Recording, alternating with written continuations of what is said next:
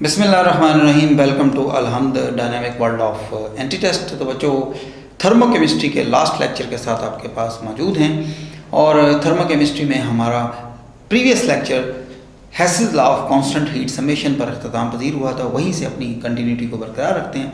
तो Hess's law of constant heat summation दर हकीकत किस तरह की प्रॉब्लम्स को सॉल्व करने के लिए रिक्वायर्ड है, तो वो कहता है कि ये उन रिएक्शंस की इंथैल्पी ऑफ फॉर्मेशन को कैलकुलेट करने के लिए, मैयर करने के लिए, कैलकुलेट करने के लिए इस्तेमाल किया जाएगा जो रिएक्शन बिल्कुल नहीं होते या they are very difficult to occur, यानी उनको प्रैक्टिकली कैरी आउट करना खासा मुश्किल हो जाता है। तो उसके लिए ये काम किया जाता है कि इनडायरेक्टली कैलकुलेशन की तरफ हम जाते हैं मेजरमेंट के बजाय। फॉर एग्जांपल, बोरोन के ऑक्साइड को बनाना खासा मुश्किल है कि बोरोन ऑक्सीजन से बहुत कम रिएक्ट करता है और बहुत एलिवेटेड टेम्परेचर पर रिएक्ट करता है और रिएक्शन बहुत जल्द सबसाइड हो जाता है, या एल्युमिनियम ऑक्साइड की प्रोटेक्टिव लेयर की वजह से रिएक्शन रुक जाता है, तो वो बहुत मुश्किल हो जाता है उस रिएक्शन को कैरी आउट करना। सिमिलरली कुछ रिएक्शंस ऐसे हैं जिनको लिखा जाए तो वो लगता है बहुत आसान है, लेकिन practically they are not going to carry out. For example, formation of methane, यानी कार्बन और हाइड्रोजन को आप अगर आपस में डायरेक्टली रिएक्ट कराएं तो मीथेन नहीं बनेगी। ठीक हो गया? यानी मीथेन किसी और मेथड से बन सकता है, लेकिन डायरेक्ट कम्बिनेशन ऑफ कार्बन और हाइड्रोजन से एसिटाइलिन गैस तो बन सकती है, लेकिन मीथेन गैस डायरेक्टली नहीं बन सकती। तो अगर इंथैल्पी ऑफ फॉर्मेशन मेजर करने के लिए आपको कह दिया जाए तो as the reaction is not practically occurring, तो we are not able to measure the enthalpy of formation of methane, we have to calculate. तो इनडायरेक्टली मेजर करेंगे हम। इनडायरेक्टली कैसे मेजर करेंगे, ये मेरे अकब में काफ़ी सारे एमसीक्यूज आपको लिखे नजर आ रहे हैं, इनमें से चंद एक इससे रिलेट करेंगे। अब हम आते हैं जी हेसेस लॉ के ऊपर बेस करता हुआ एक साइकिल जो कि lattice energy of ionic compounds को कैलकुलेट करने के लिए डिज़ाइन किया गया है। अब lattice energy of ionic compounds को भी मेजर करना ऑलमोस्ट इम्पॉसिबल है कि sodium positive ion gas state में, chloride negative ions gas state में, ठीक है, इनको एग्जिस्ट कराना और फिर उनको एक ऐसे कंटेनर में आपस में रिएक्ट कराना कि वो मिलकर सॉलिड सोडियम क्लोराइड बना दें, ये प्रैक्टिकली खासा मुश्किल काम है, या आप कह लें कि ऑलमोस्ट नामुमकिन है। ठीक है जी। तो इसको मेजर करने के लिए बोर्न-हेबर साइकिल डिज़ाइन किया गया है, जैसे कि यहाँ पर लिखा हुआ नजर आ रहा है। यहाँ पर डेल्टा एच के सामने नेगेटिव लिखा नजर आ रहा है, तो क्या हमेशा लेटिस एनर्जी नेगेटिव होती है? जी हाँ, lattice formation energy is always negative, यानी जब आप किसी आयोनिक कंपाउंड को फॉर्म कर रहे हैं उस वक्त एनर्जी जो है वो नेगेटिव होगी। हाँ, अगर आप उसको ब्रेक डाउन कर रहे हैं तो वो पॉजिटिव भी हो सकती है। सही। अब इसमें कैसे काम किया जाता है, ये देखिए, ये मेरे बिल्कुल अकब में पूरा बोर्न-हेबर साइकिल यहाँ पर डिज़ाइन करके दिखाया गया है। यहाँ से हमारे काम का आगाज़ होता है कि सोडियम सॉलिड को क्लोरीन गैस से डायरेक्ट रिएक्ट कराया जाए तो सोडियम क्लोराइड सॉलिड डेवलप हो जाता है। इसको कहेंगे delta H not F, enthalpy of formation of sodium chloride. उसके बाद बच्चों कि सिर्फ सोडियम को गर्म किया जाए तो वह एटमाइज होकर गैस स्टेट में चला जाता है। फिर सोडियम को आयोनाइज किया जाए तो वो आयोनाइज हो जाएगा और एक इलेक्ट्रॉन लूज कर देगा। अब क्लोरीन को एटमाइज किया जाए तो ये डेवलप हो जाएगा क्लोरीन का एटम। यानी ये जो पहली एटमाइजेशन है बच्चों, ये किसकी है? ये सोडियम की है। ये सोडियम की आयोनाइजेशन एनर्जी है, ये क्लोरीन की एटमाइजेशन एनर्जी है। समझ के बाद यहां तक हम पहुंच गए, क्योंकि ये प्रोसेस पहला एंडोथर्मिक है, इसलिए एनर्जी इंक्रीज हो रही है। दूसरा, ये भी एंडोथर्मिक है, एनर्जी और इंक्रीज हुई। तीसरा, ये भी एंडोथर्मिक है, एनर्जी फर्दर इंक्रीज हुई। अब ये जो लेफ्ट ओवर इलेक्ट्रॉन है it is taken by chlorine atom और ये क्लोराइड आयन्स में कन्वर्ट हो जाता है और ये आ गई हमारी क्लोराइड आयन्स। तो ये क्लोराइड आयन की फॉर्मेशन बेटा क्या कहलाएगी? एक्सोथर्मिक है, इसलिए सिस्टम की एनर्जी नीचे आ गई, खासी नीचे आ गई है। और अब यहाँ पर हमारे पास मौजूद है sodium ions gas and chloride ion gas. जब ये दोनों कंबाइन होंगे तो सीधा वही सोडियम क्लोराइड हमारे पास डेवलप हो जाएगा जो डायरेक्ट कम्बिनेशन से हमारे पास हासिल हुआ था। यानी हेसेस लॉ के मुताबिक enthalpy of this direct conversion is equal to the enthalpy for this indirect conversion, ये जो आ रहा है जिसको इस तरह से लिखा गया। अब आप देख सकते हैं कि ये है delta H atomization of sodium, फिर आयोनाइजेशन ऑफ सोडियम, फिर एटमाइजेशन ऑफ क्लोरीन, फिर इलेक्ट्रॉन एफिनिटी ऑफ क्लोरीन और आखिर में लैटिस। अब ये देखिए 1 2 3 4 5 6, इसमें 6 वेरिएबल्स मौजूद हैं। एग्जामिनर अपनी मर्जी से इन 6 में से 5 की वैल्यू आपके लिए प्रिंट करता है और कोई 6th वन आपसे पूछ लेता है। वैसे तो लैटिस एनर्जी के लिए ही डिज़ाइन किया गया, लेकिन अब आपको नज़र आ रहा है कि बड़ी आसानी से MCQ डेवलप हो जाता है न्यूमेरिकल बेस्ड, और जस्ट प्लस माइनस करना है, कोई कैलकुलेशन नहीं करनी। तो अभी फिलहाल हमने सोडियम क्लोराइड में से सोडियम क्लोराइड की लैटिस एनर्जी फाइंड आउट करनी है, तो इस लैटिस वाले को लेफ्ट पर लेकर जाएं, बाकी सबको एडजस्ट करें, तो हमारे पास ये आंसर आ जाता है, यानी -787 kilo joule per mole energy lattice energy find out हो जाती है फॉर द सोडियम क्लोराइड बॉन्ड हैमर साइकिल। तो बच्चों ये था चैप्टर, और अब चैप्टर से रिलेटेड हर टॉपिक में से चंद एक MCQs, कुछ कंसेप्चुअल होंगे, कुछ आसान होंगे। देखना ये है कि हम इनको कैसे डिस्कस करते हैं। Let's start from the first one. वो कहते हैं कि heat content of the product is greater than that of the reactant, the reaction is. किस केस में हीट कंटेंट ऑफ प्रोडक्ट ज्यादा होगा? तो बच्चों ये काम होगा एंडोथर्मिक रिएक्शन में। एंडोथर्मिक रिएक्शन में रिएक्टेंट की एनर्जी कम होती है, यानी इंथैल्पी कम होती है, प्रोडक्ट की ज़्यादा होती है। तो एनर्जी हम प्रोवाइड करते हैं तो फिर वो प्रोडक्ट के बराबर आ जाती है, तो रिएक्शन हमारा क्या आएगा बेटा? एंडोथर्मिक। तो सर अगर एंडोथर्मिक के साथ यहाँ पर नॉन स्पॉन्टेनियस लिखा होता तो क्या हम कुछ इस तरह से लिख सकते कि both endothermic and non spontaneous? No. Delta H positive mean endothermic, delta H negative mean exothermic, और उसके अलावा और कोई मतलब नहीं है। यानी स्पॉन्टेनियस एंड नॉन स्पॉन्टेनियस का क्राइटेरिया मैंने इसके पहले लेक्चर में आपको बता दिया था कि वो गिब्स फ्री एनर्जी है, delta G is equal to positive non spontaneous negative spontaneous. Next question, आसान सा क्वेश्चन है। एक इक्वेशन लिखी नजर आ रही है। वाटर के केस में हाइड्रोजन का 1 मोल है, ऑक्सीजन का भी ½ मोल है, और वाटर का 1 मोल बन रहा है लिक्विड स्टेट में, गैस गैस लिक्विड, और आगे वैल्यू लिखी हुई है। वो कहता है this enthalpy change is called, इसको क्या कहेंगे? तो बच्चों इसको कहा जाएगा एंथैल्पी ऑफ फॉर्मेशन, क्योंकि वाटर अपनी स्टैंडर्ड स्टेट में डेवलप हो रहा है, 1 मोल डेवलप हो रहा है, अपने एलिमेंट से डेवलप हो रहा है, तो इस एंथैल्पी चेंज को एंथैल्पी ऑफ फॉर्मेशन का नाम दिया जाएगा। आंसर इज फर्स्ट वन, यानी अल्फा। ये एक लंबी सी स्टेटमेंट लिखी हुई है।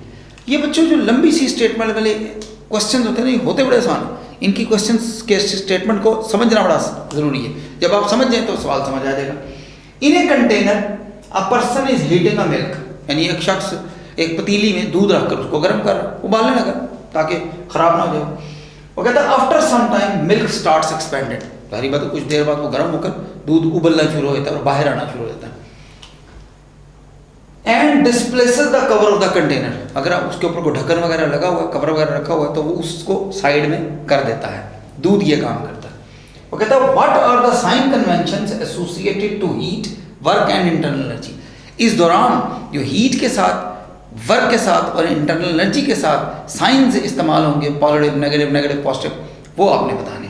तो अब शुरू करते हैं। बेटा दूध को गर्म करना एक एंडोथर्मिक प्रोसेस है, यानी आप उसको हीट प्रोवाइड कर रहे हैं। एंडोथर्मिक का मतलब क्या हुआ? पॉजिटिव। क्यू के साथ क्या आना चाहिए बेटा? पॉजिटिव। ये देखें क्यू में 2 जगह पॉजिटिव लिखा हुआ है, इसका मतलब है 4D और डेल्टा हमारा आंसर नहीं हो सकता, अल्फा और बीटा में से कोई एक है। दूसरा, सिस्टम की इंटरनल एनर्जी इंक्रीज हो रही है, ठीक है, सिस्टम गर्म जो हो रहा है, यानी दूध अच्छा खासा गर्म हो गया, आप थर्मामीटर लगाकर या हाथ डालकर चेक कर सकते हैं कि वो शदीद गर्म है। इसका मतलब हुआ डेल्टा ई यानी change in internal energy is measured by the change in temperature, क्योंकि टेम्परेचर चेंज हो रहा है, इसका मतलब डेल्टा ई चेंज हो रही है। तो डेल्टा ई के साथ क्या होना चाहिए बेटा? पॉजिटिव। तो जरा देखिए अल्फा और बीटा में दोनों जगह पॉजिटिव लिखा है, ये देखिए दोनों जगह पॉजिटिव लिखा, यानी अभी भी हमारा आंसर अल्फा और बीटा में।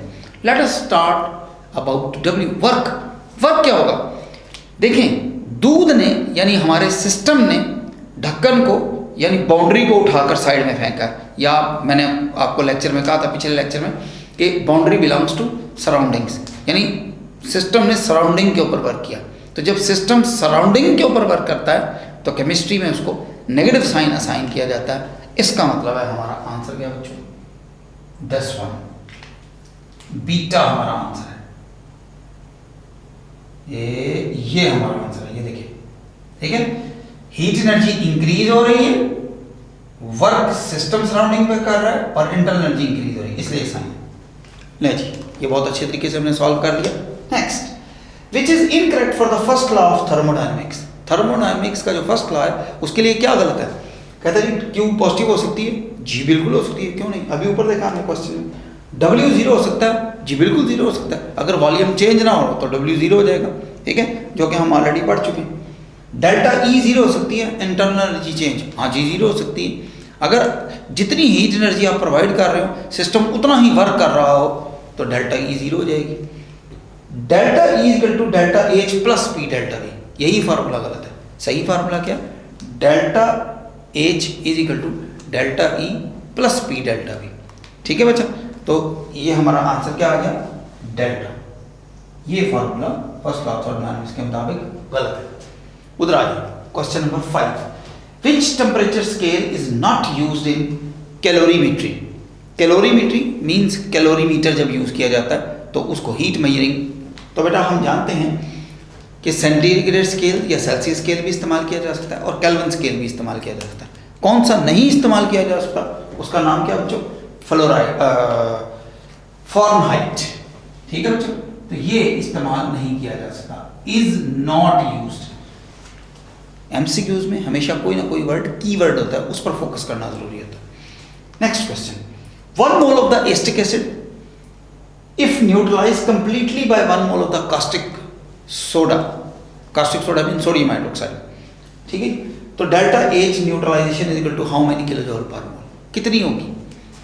तो एसिटिक एसिड एक एसिड है लेकिन वीक एसिड है, कास्टिक सोडा एक स्ट्रॉन्ग बेस है।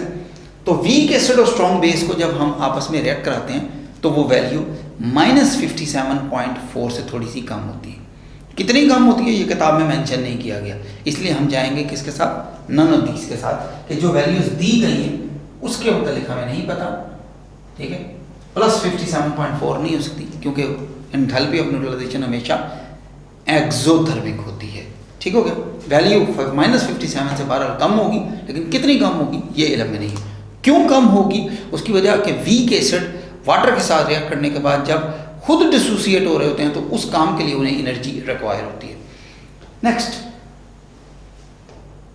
फॉर विच स्टेट और states delta E is equal to delta H. Delta E और डेल्टा एच कब आपस में बराबर होंगे? तो वो कहते हैं ये उस वक्त बराबर होंगे जब सब्सटेंसेस लिक्विड स्टेट में होंगे या सॉलिड स्टेट में होंगे। तो सर आपने बोथ ए एंड बी तो लगाया नहीं, ये सिर्फ आपको समझाने के लिए डिज़ाइन किया गया ताकि आपको अच्छी तरह समझ आ सके। जब रिएक्शन चल रहा है लिक्विड्स के दरमियान और लिक्विड प्रोड्यूस हो रहा है, जब रिएक्शन चल रहा है सॉलिड्स के दरमियान लिक्विड प्रोड्यूस हो रहा है, लिक्विड के दरमियान सॉलिड प्रोड्यूस हो रहा है, सॉलिड और सॉलिड के दरमियान हो रहा है। आसान बात, सर इतनी टेक्निकल बातें मत करें, आसान बात करें। तो बच्चों आसान बात यह है कि अगर कोई गैस इन्वॉल्व नहीं है तो डेल्टा ई और डेल्टा एच आपस में बराबर हो जाएंगे। तो हमारे इस केस में क्या होगा? 2 आंसर्स होंगे, यानी हमें सही वहाँ आंसर क्या लिखना चाहिए था? Both liquid and solid. तो क्या सर सोल्यूशन स्टेट में हो सकता है? तो बच्चों आप जानते हैं कि सोल्यूशन में तो गैस भी इन्वॉल्व होती है, तो ऐसे सोल्यूशन जिनमें गैस इन्वॉल्व नहीं है उसमें बराबर हो जाएगा डेल्टा ई और डेल्टा एच। तो क्या सर गैसेस के केस में कभी डेल्टा ई और डेल्टा एच बराबर हो सकते हैं? जी हाँ, if the number of mole of reactant are equal to number of mole of product तो डेल्टा ई और डेल्टा एच बराबर हो जाएंगे, लेकिन उसमें नंबर ऑफ मोल्स की कंडीशन है। नेक्स्ट क्वेश्चन हेसेस लॉ से है, एक रिएक्शन ए से डी तक जा रहा है, वही रिएक्शन ए से डी तक फिर जा रहा है लेकिन वाया ई टू एफ, ठीक है। अब वो कहता है जो एफ टू डी जो है ना चेंज है वो आपने कैलकुलेट करके बतानी है। तो हेसेस लॉ ये कहता है कि the net enthalpy change is independent of the path followed. तो ये देखिए -19 -20 -39 -30 -69, यानी ऊपर वाली चेंज का एंड तक जो रिजल्ट आ रहा है वो आ रहा है यहां तक। नेट एंथैल्पी कितनी आ रही है बच्चों? -69, यानी इसका आंसर भी -69 आना चाहिए, ठीक है जी। क्या आना चाहिए? -10 + 50 + x बराबर है -69, ठीक है। ये इसके बराबर आना चाहिए क्योंकि net enthalpy change will remain same. अब आप इसको कैलकुलेट कर लें, बड़े आराम से आपके पास आंसर आ जाएगा। Answer is there 109 -109 kilo joule per mole, जैसे कि ब्रैकेट में लिखा गया।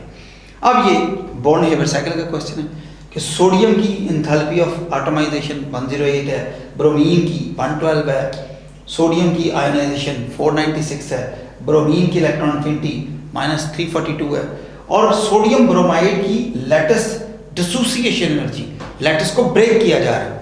यहाँ पर हमने लैटिस को फॉर्म किया था, नेगेटिव था, यहाँ पर लैटिस को ब्रेक किया जा रहा है, +728 है। तो बताएं कि एंथैल्पी ऑफ फॉर्मेशन क्या होगी। यानी अगर मैं इस कॉन्टेक्स्ट में पूछूं तो ये सब कुछ दिया गया है, यहाँ से लेकर यहाँ तक सब कुछ दिया गया है, सिर्फ ये मालूम करना है उस आखिरी क्वेश्चन में। बहुत आसान है, very simple. Delta H atomization की जगह 108 लिखें, इसकी जगह 112 लिखें, इसकी जगह 496 लिखें, इसकी जगह 112 लिखें, इसकी जगह इलेक्ट्रॉन एफिनिटी -342 लिखें। सर इसकी जगह क्या लिखेंगे? लैटिस एनर्जी की जगह बच्चे वो लैटिस डिसोसिएशन एनर्जी है, उसका साइन चेंज करें और लैटिस फॉर्मेशन एनर्जी में -728 लिखें। तो जब आप इन सारी वैल्यूज को लिखेंगे तो मैं लिख कर बता देता हूँ कि मैं क्या कर रहा हूँ इसके बिल्कुल बॉटम पर, क्योंकि आखिरी सवाल है तो इसको आप चेक कर लें। ये देखिए, delta H formation for that particular reaction जो एंड पर लिखा गया है उसको ऐसे कैलकुलेट किया जाएगा। सबसे पहले 108 प्लस 496 प्लस 112 -342 एंड -728। सर वहां तो प्लस लिखा हुआ, तो बेटा मैंने फिर बताइए आपको बात कि वो डिसोसिएशन एनर्जी है, यहाँ पर फॉर्मेशन लिखनी है।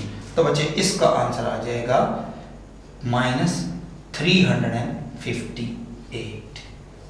ये बच्चों इसका आंसर आ जाएगा -358। तो -358 आपको लिखा हुआ नजर आ रहा है, ये है जनाब इसकी एनर्जी -358।